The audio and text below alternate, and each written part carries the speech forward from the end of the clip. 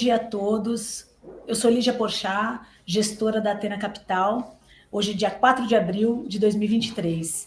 Eu vim novamente aqui falar um pouquinho para vocês dos resultados dos nossos fundos e como que a gente está enxergando um pouco o cenário atual e o que vem pela frente.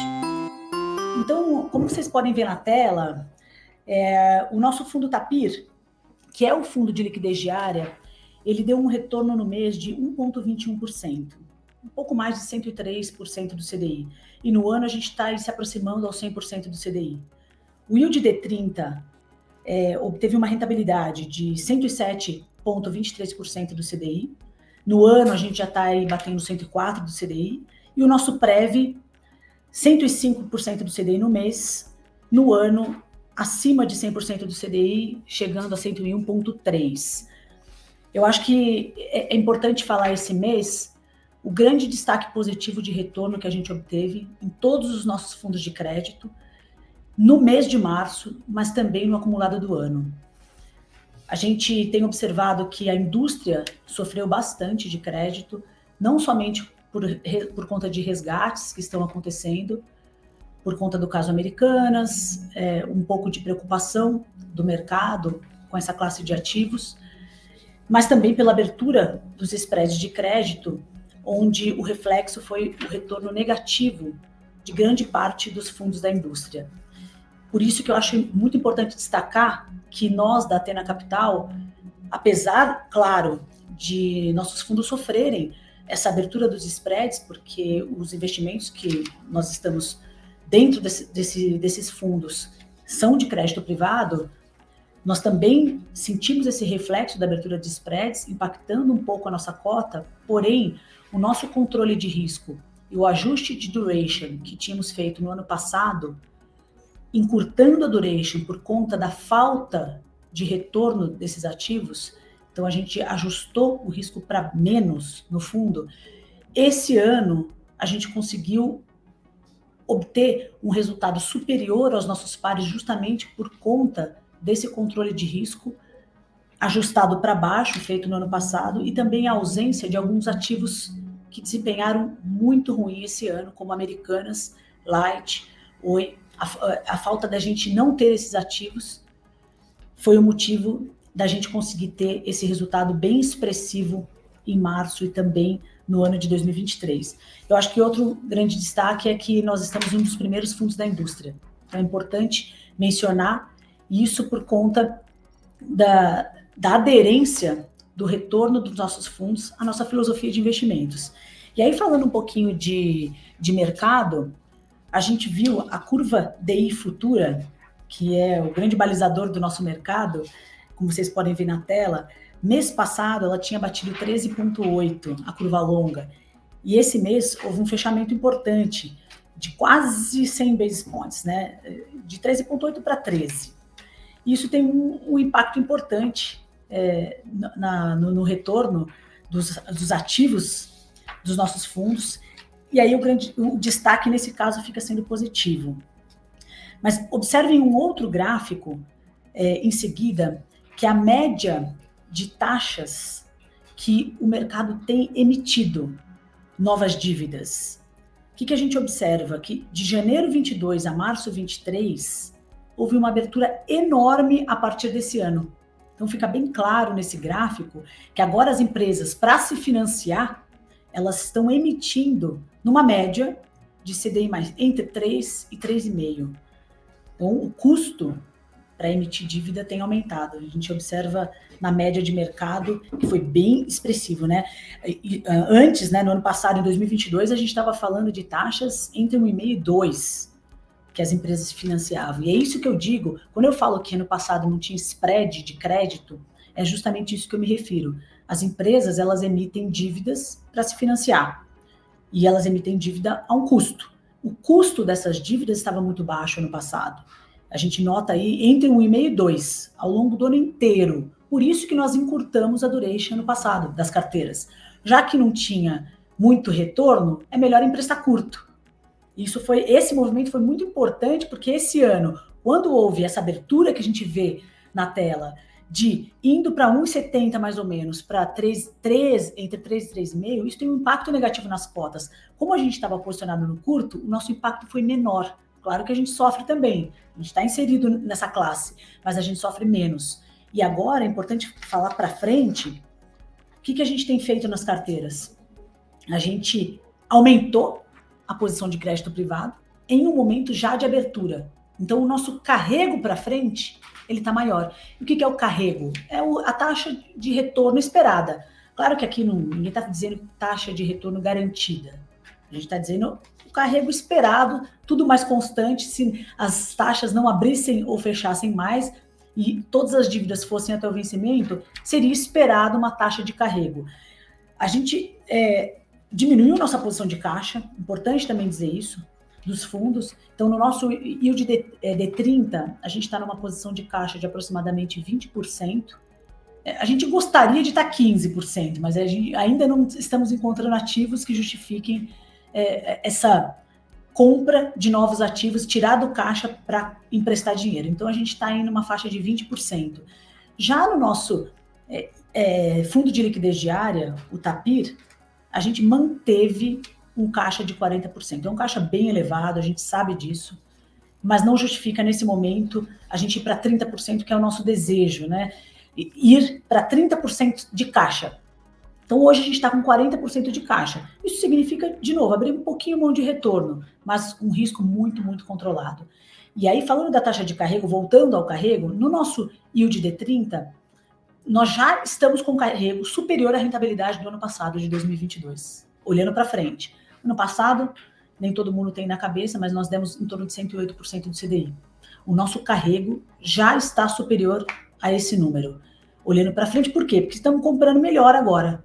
Não sofremos em janeiro, fevereiro e março, porque não tínhamos Americanas, nem outros ativos que abriram demais, incorrendo em perdas para a carteira, e olhando para frente a gente comprou melhor. Então, nosso carrego já está entre 110% e 115% do CDI.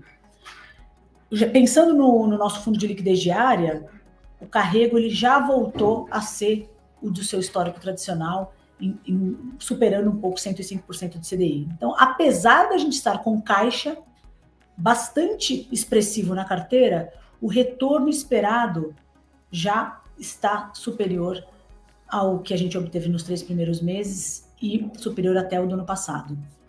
Durations continuam em torno de 1,5 para os fundos, duration baixa.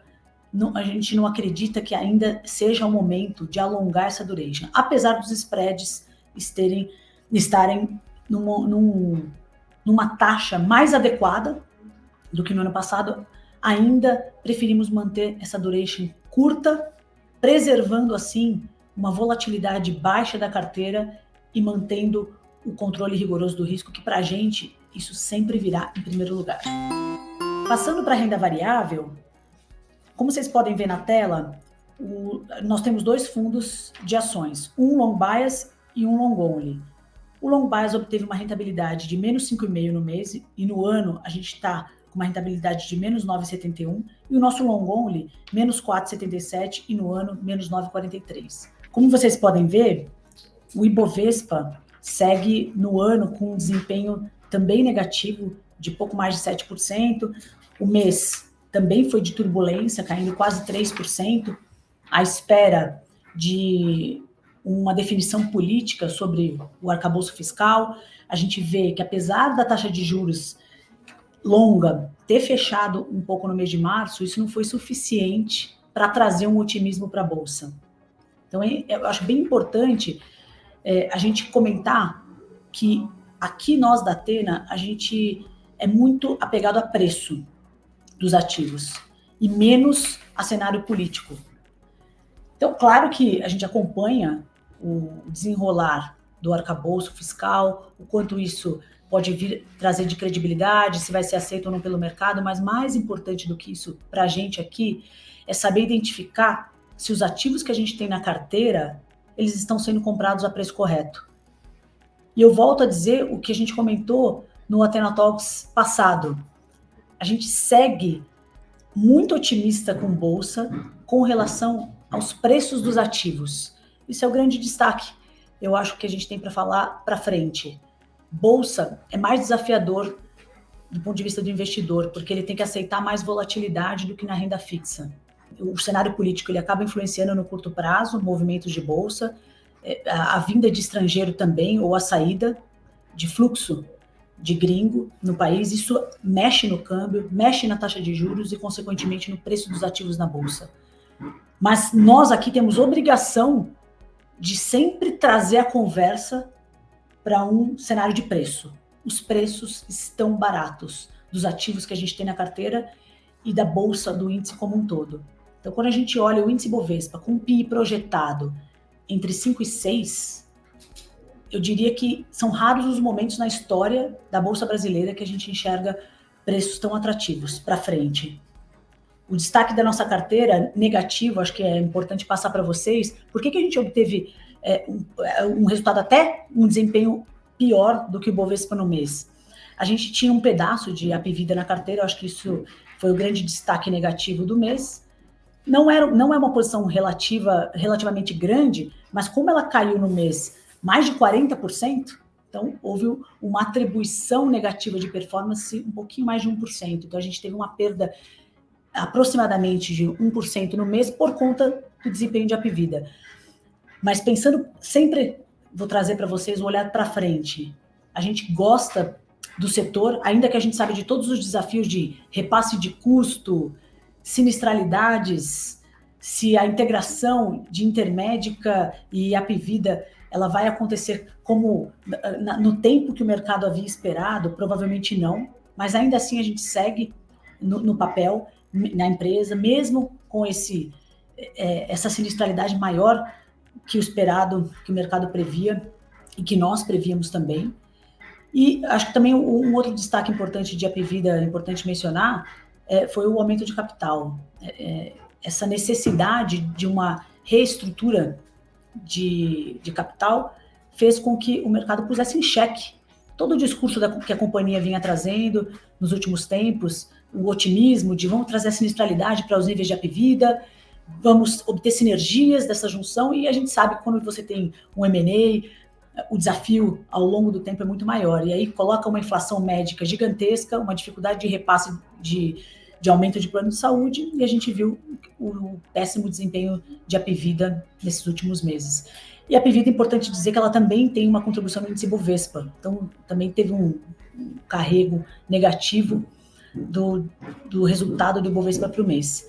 Mas como eu sempre falo para vocês, eu não costumo falar de papéis específicos. Eu achei que foi importante dessa vez trazer o destaque negativo de Apivida, porque foi muito comentado no mercado e como a gente tinha em torno de 4% dessa empresa na carteira, eu achei importante trazer para vocês um pouco do que de como a gente está enxergando esse acontecimento específico. Olhando para frente, a gente continua muito otimista com o preço das nossas empresas no geral, mas o grande destaque da nossa carteira especificamente é o setor de papel e celulose.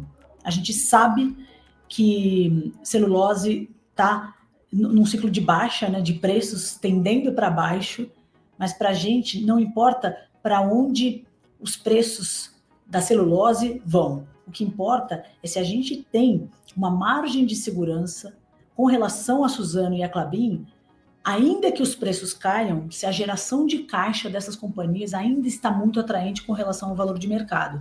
É o que eu sempre falo que é o Free Cash Flow Yield. E eles continuam muito atrativos na nossa visão. Então, por isso que a gente segue nesse setor como sendo o primeiro setor das nossas carteiras, tanto do long bias quanto do nosso long only. Como vocês podem ver na tela, as maiores altas das nossas carteiras de ações foram Equatorial, Rumo e Pardini. E na ponta baixa, Gerdau, Suzano, aí destaque para as commodities, né? E a Apivida, que eu já mencionei para vocês. Bom, e para fechar essa parte da renda variável, eu acho importante sempre colocar num contexto de taxa de juros. A gente sabe que a Selic está muito alta, que o mercado gostaria que ela baixasse. Essa variável não está na nossa mão. O que está na nossa mão é colocar ativo bom a preço justo dentro das nossas carteiras.